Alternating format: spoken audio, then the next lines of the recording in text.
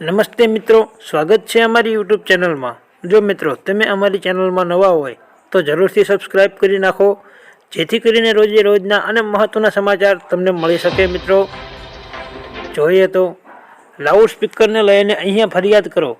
IPS officer Hasmukh પટેલે x પર post કરતા લખ્યું હતું, લાઉડ સ્પીકરને લઈને ફરિયાદ હોય તો અમને 100 નંબર પર રજૂઆત કરી શકો છો। જોકે આગામી સમયમાં શાળા અને કોલેજની પરીક્ષાઓ નજીક હોય તો રાત્રે મોડા સમય સુધી લાઉડ સ્પીકર વગાડવાનો ગુનો છે। લાઉડ સ્પીકર રાત્રે 10 થી સવારે 6 વાગ્યા સુધી વગાડી શકાય નહીં। સવારે 6 વાગ્યાથી રાત્રે 10 વાગ્યા સુધી લાઉડ સ્પીકર અવાજની મર્યાદામાં જ વગાડી શકાય છે। મિત્રો નિયમનો ભંગ થતો હોય તો રજૂઆત કરી શકો છો। મિત્રો તેવું આઈપીએસ ઓફિસર હસમુખ પટેલે ટ્વિટર પર ટેગ કરીને કહ્યું હતું।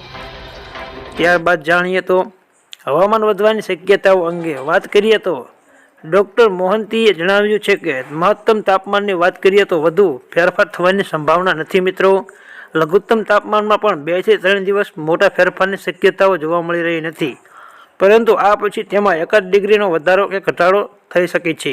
નોંધનીય છે કે દેશમાં હવામાન વિભાગ પણ આ વર્ષે ઠંડીનું જોર ઓછું રહેવાની અને શિયાળો રહેવાની શક્યતા વ્યક્ત કરવામાં આવી છે। મિત્રો તેમાં જોઈએ તો તેમણે વધુમાં જણાવ્યું છે કે રાજ્યમાં સૌથી નીચું તાપમાન નેલિયામાં 13.5 ડિગ્રી સેલ્સિયસ નોંધાયું છે, જ્યારે 17.7 ડિગ્રી અને ગાંધીનગરમાં 16 ડિગ્રી તાપમાન નોંધાયું છે। તાપમાનમાં આગામી સમયમાં ઘટાડો થવાની શક્યતા ઓછી છે, પરંતુ ઘટાડો થાય તો 1 કે 2 ડિગ્રીનો ઘટાડો થઈ શકે છે। મિત્રો એટલે કે અત્યારે કોઈપણ જાતની ઉપાધિ જેવું રહ્યું નથી। મિત્રો ત્યારબાદના સમાચારની વાત કરવામાં આવે તો ખેડૂતોનો ઉગ્ર વિરોધ। ગુજરાતના ખેડૂતો જાય તો ક્યાં જાય? નિકાસ બંધ થતાં ડુંગળી મળી રહી નથી અને ખેડૂત રસ્તા પર ફેંકી દેવા મજબૂર થઈ રહ્યા છે। સામે સામાન્ય લોકોને મોંઘવારી નથી મળતી। ડુંગળીના ભાવને લઈને ખેડૂત આકરા પાડીએ। ગોંડલ માર્કેટયાર્ડમાં સતત બીજા દિવસે ખેડૂતોનો વિરોધ। જૂનાગઢ અને વિસાવદરમાં મામલતદારના ટેબલ પર ડુંગળી ફેંકીને નોંધાવ્યો વિરોધ। નાગરિકોએ આજે પણ માર્કેટમાં 50 થી 70 રૂપિયા કિલો મળી રહી છે ડુંગળી। રાજ્યમાં હાલ લાલ ડુંગળીની ખેતી કરતા ખેડૂત જગતના તાતને જાણે મીઠી બેઠી છે। વાત જાણે એમ છે કે ડુંગળીના નિકાસ બંધના કારણે ખેડૂતોને ભાવ ન મળતા હોવાથી તેઓ ચિંતામાં મુકાયા છે। મિત્રો એટલે કે ખેડૂતોએ કર્યું છે ખૂબ જ મોટું ઉગ્ર આંદોલન। મિત્રો ત્યારબાદના સમાચાર જાણીએ તો આકાશને આંબ્યા સોનાના ભાવ, ચાંદી પણ થઈ રહી છે મોંઘી। સોનાના ભાવ પ્રતિ 10 ગ્રામના 60,000 અને ચાંદીના ભાવ પણ ડોલરે ચડ્યા છે। મિત્રો મુંબઈમાં સોનાના ભાવ શુક્રવારે તેજી જોવા મળી રહી છે। સોનાના ભાવ પ્રતિ 10 ગ્રામે રૂપિયા 63,000 નજીક પહોંચી ગયા છે। બીજી બાજુ ચાંદીના ભાવમાં પણ ઉછાળો જોવા મળી રહ્યો છે। નિષ્ણાતો મુજબ એક સમયે પ્રતિ 10 ગ્રામના ભાવ 60,000ના સ્તરે વેચાતું સોનું આજે મોંઘું થઈ ગયું છે। આગામી સમયમાં સોનાના ભાવમાં ઉછાળો જોવા મળી શકે છે। મિત્રો તો છેલ્લા કેટલાક દિવસથી સોનાના ભાવમાં કોઈ પણ જાતનો ઘટાડો જોવા મળ્યો નહોતો, જેથી કરીને અત્યારે શુક્રવાર અને ગુરુવારે 2 દિવસથી સોનાના ભાવમાં તેજી આવી રહી છે। મિત્રો તે 63,000ને પાર થઈ રહ્યું છે તમને મળી શકે તો અમદાવાદમાં શિયાળાની સિઝનમાં શાક માર્કેટ લીલાછમ શાકભાજીઓથી છલોછલ જોવા મળે છે, પરંતુ શિયાળામાં શાકભાજી સસ્તા મળતા હોય છે, પરંતુ અત્યારે શાકના ભાવ આસમાન પર પહોંચ્યા છે। મિત્રો 50 રૂપિયાથી લઈને 120 રૂપિયા કિલોના ભાવે શાકભાજી વેચવામાં આવે છે। વેપારીઓનું માનવું છે કે કમોસમી વરસાદના કારણે નુકસાન થયું હતું અને અત્યારે આવક પણ ઓછી છે, સાથે જ લગ્ન પ્રસંગ પણ વધુ હોવાના કારણે લીલાછમ શાકભાજીની માંગ વધારે છે, આથી શાકભાજીના ભાવ વધારે છે। સાથે સિઝન વગરના શાકભાજી આવતા હોવાથી ભાવ પણ ખૂબ જ વધારે પહોંચ્યા છે। મિત્રો ત્યારબાદ વાત કરીએ તો કપાસના ભાવ, મંદીનો માહોલ, શું હશે ભાવ? 1500 પ્લસ થશે કે નહીં? રાજકોટમાં આજના કપાસના બજાર ભાવ 1280 રૂપિયાથી 1485 રૂપિયા બોલવામાં આવ્યા હતા। મિત્રો અમરેલીમાં આજના કપાસના ભાવ 1050થી 1474 બોલવામાં આવ્યા હતા। સાવરકુંડલામાં આજના કપાસના ભાવ 1210થી 1415 રૂપિયા બોલવામાં આવ્યા હતા। જસદણમાં આજના કપાસના ભાવ રૂપિયા 1225થી 1425 બોલવામાં આવ્યા હતા। મિત્રો ત્યારબાદ બોટાદમાં કપાસના ભાવ રૂપિયા 1250થી 1520 રૂપિયા બોલવામાં આવ્યા હતા। મિત્રો એટલે કે ઓલ ગુજરાતમાં બોટાદમાં બજાર ભાવ 1250થી 1520 રૂપિયા બોલવામાં આવ્યા હતા, જે આખા ગુજરાતમાં ખૂબ જ ટોચનું બજાર કહેવામાં આવ્યું હતું। મિત્રો ત્યારબાદ વાત કરીએ તો લસણના ભાવમાં ભડાકો, ગૃહિણીઓનું બજેટ ખોરવાયું। જાણો પ્રતિ કિલોના ભાવ કેટલા છે. ખેડૂતો માટે કયા સારા, ક્યાંક સારા તો ક્યાંક ખરાબ સમાચાર આવે છે. ડુંગળીના ભાવ તળિયે જતા ખેડૂતોને રોવાનો વારો આવ્યો છે, તો બીજી બાજુ લસણના ભાવ આસમાને જતા ખેડૂતો ખુશખુશાલ છે. એક તરફ ડુંગળીનો ભાવ હરાજીમાં 20 કિલોના 550 રૂપિયા પણ નથી મળતા, ત્યારે બજારમાં સૂકા લસણના ભાવ પ્રતિ કિલોના 300 રૂપિયા પહોંચ્યા છે. મિત્રો, એટલે કે લસણના ભાવ અત્યારે 6000 રૂપિયા એક મણે ભાવ બોલવામાં આવે છે, ત્યાં ડુંગળીના ભાવ મણના 250 રૂપિયા જ આવે છે. મિત્રો, ત્યારબાદના સમાચાર વાત કરીએ તો ખાદ્ય તેલને લઈને સિંગતેલ સહિત તેલના ભાવમાં સામાન્ય વધઘટ થઈ હતી. મગફળી અને બજારમાં ભાવ નોંધનીય ફેરફાર છે. સિંગતેલના ભાવમાં ₹10 રૂપિયાનો ઘટાડો થયો હતો, તો કપાસિયા તેલમાં 10 રૂપિયાનો વધારો થયો છે. સિંગતેલ સહિત અન્ય તેલોના ભાવમાં સ્થિરતા જણાતી છે. મિત્રો, મગફળીના બજારમાં ભાવ નોંધનીય ફેરફાર જોવા મળ્યો છે.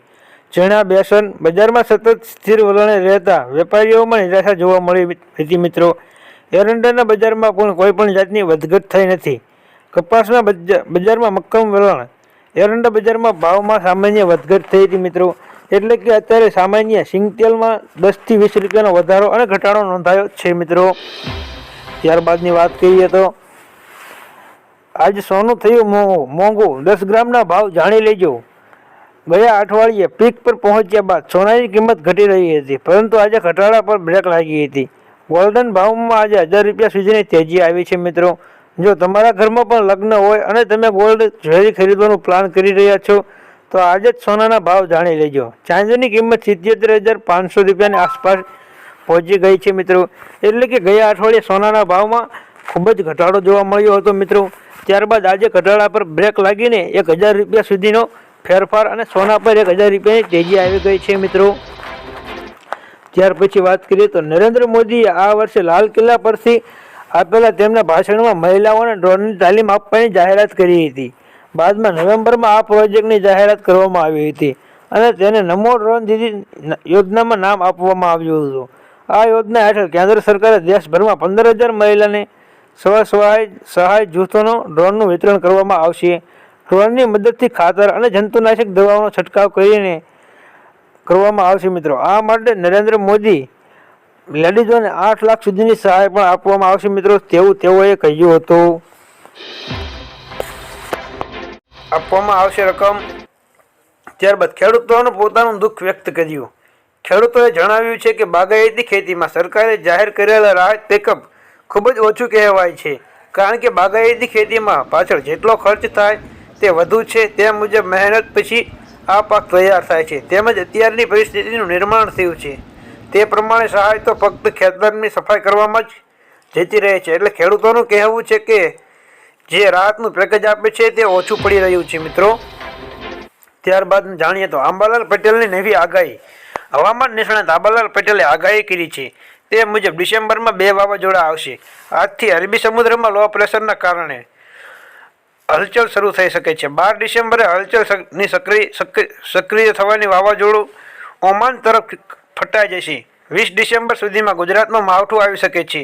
25 ડિસેમ્બરે જાન્યુઆરીની શરૂઆત સુધીમાં ફરીથી મજબૂત વેસ્ટર્ન ડિસ્ટર્બન્સની સંભાવના છે. તેથી ફરીથી ગુજરાતમાં કમોસમી વરસાદ પડી શકે છે.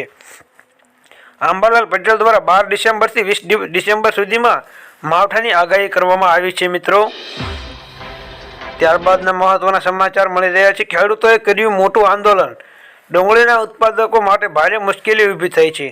બજારમાં શાકભાજીના ભાવમાં ઘટાડો થયો છે અને ખેડૂતોને લઘુત્તમ ટેકાના ભાવ પણ મળી શક્યા નથી. મહારાષ્ટ્રના વિપક્ષ મહાવિકાસ આઘાડી ધારાસભ્યોએ સોમવારે મહારાષ્ટ્રની વિધાનસભામાં બહાર કાંદાની એટલે કે ડુંગળીના નિકાસ અને અન્ય કૃષિ સંબંધિત મુદ્દાઓ પર પ્રતિનિધિત્વ હટાવવાની માંગ કરી છે. ભારે વિરોધનું પ્રદર્શન પણ કરવામાં આવ્યું હતું અને ડુંગળીના સોયાબીનમાં બાંધાઈકૃત ભાવો આપવા જોઈએ તે માટે નારા પણ ખેડૂતોએ લગાવ્યા હતા. મિત્રો, ત્યારબાદ વાત કરીએ તો મહત્વના સમાચારની. પીએમ મોદી આવશે ગુજરાતના પ્રવાસી. પીએમ મોદી 17 ડિસેમ્બરે સુરતની મુલાકાત લેશે. તેઓ સુરતમાં નવનિર્મિત એરપોર્ટ ટર્મિનલનું ઉદ્ઘાટન કરશે. આ નવા ટર્મિનલમાં ગુજરાતની સંસ્કૃતિ દર્શાવતું આર્ટવર્ક કરાયું છે. ટર્મિનલમાં 5 ઓવરબ્રિજ છે. કસ્ટમ ઇમિગ્રેશન અને ચેકિંગ કાઉન્ટર્સની સંખ્યા વધી છે. અહીં 1800 પ્રવાસીઓ સમાઈ શકે તેવી જગ્યા છે. ડોમેસ્ટિક અને આંતરરાષ્ટ્રીય પ્રવાસીઓ માટે 2 લાખ એક્ઝિક્યુટિવ લોન્ચ બનાવ્યા છે મિત્રો. એટલે કે પીએમ મોદી સુરતના પ્રવાસે 2 દિવસ આવવાના છે. 17 ડિસેમ્બર પછી પીએમ મોદી ગુજરાતમાં આવશે મિત્રો. ત્યારબાદની વાત કરીએ તો